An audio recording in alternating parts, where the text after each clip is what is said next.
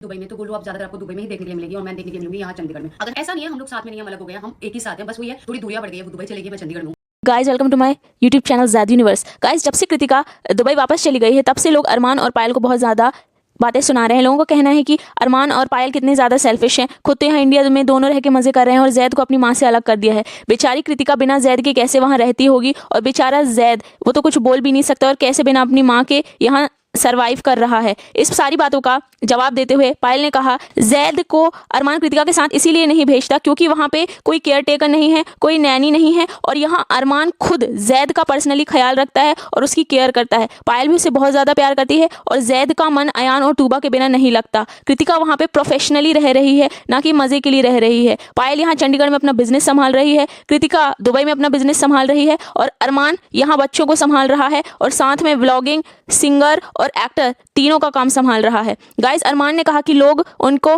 Comments के through hate ना दे क्योंकि वो डीमोटिवेट हो जाते हैं, और ये अरमान, कृतिका, पायल तीनों जो भी कर रहे हैं वो अपने बच्चों के फ्यूचर के लिए कर रहे हैं क्योंकि महंगाई बढ़ती जा रही है और जैसा जैसा समय बढ़ रहा है धीरे धीरे बच्चों के खर्चे भी बढ़ रहे हैं। इसीलिए कृतिका वहाँ दुबई में अपना बिजनेस संभाल रही है, पायल चंडीगढ़ में अपना बिजनेस संभाल रही है, और अरमान बच्चे संभाल रहा है और साथ में व्लॉगिंग, सिंगिंग और एक्टिंग भी संभाल रहा है। तो गाइज इस बारे में आपका क्या कहना है कमेंट सेक्शन में ज़रूर बताना। मिलते हैं नेक्स्ट वीडियो, तब तक के लिए बाय, टेक केयर एवरीवन।